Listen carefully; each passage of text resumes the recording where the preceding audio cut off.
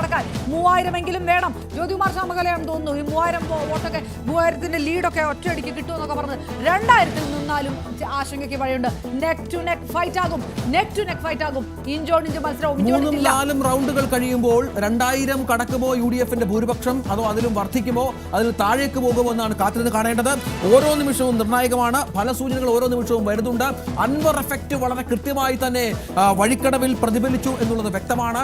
മലയോര മേഖലയാണ്, മലയോര ഗ്രാമമാണ്. നേരത്തെ പറഞ്ഞ പന്നിക്കണിയുമായി ബന്ധപ്പെട്ട മരണമൊക്കെ സംഭവിച്ചെടുത്ത് അൻവർ അത് വളരെ കൃത്യമായി മുതലാക്കിയിരുന്നു.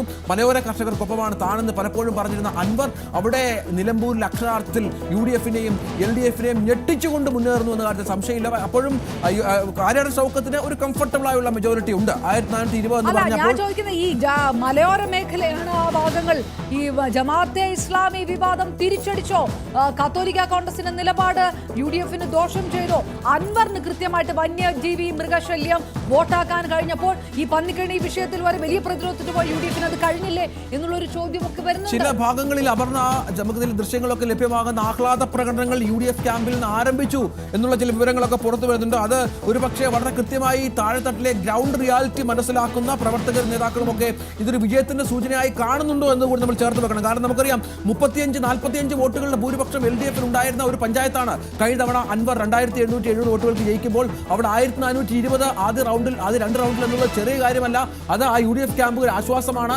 അൻവർ വോട്ട് പിടിച്ചിട്ടുണ്ട് എങ്കിൽ പോലും ഷൗക്കത്ത് അത് തന്റെ വിജയത്തിന് അത് വിഘാതമാകില്ല എന്ന് വിശ്വസിക്കുന്നു.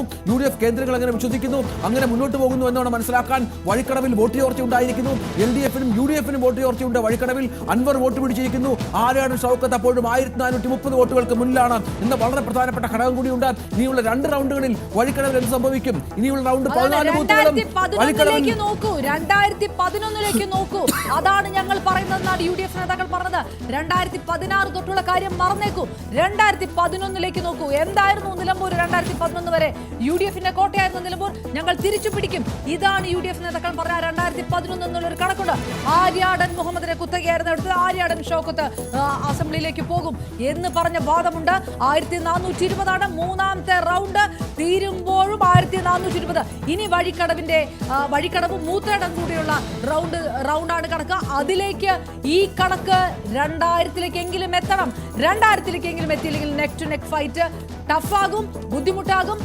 ഇടതുപക്ഷത്തിന്റെ ബെൽറ്റുള്ള പഞ്ചായത്തുകളെ കടക്കുമ്പോൾ എടക്കരയൊക്കെ UDF-ന് അനുകൂലമാണ്. പക്ഷേ VV പ്രകാശ് വിഷയമൊക്കെ നിൽക്കുന്നത് കൊണ്ട് ഒന്നും പ്രവചിക്കാൻ കഴിയാത്ത അവസ്ഥയാണ് ഇപ്പോഴുള്ളത്.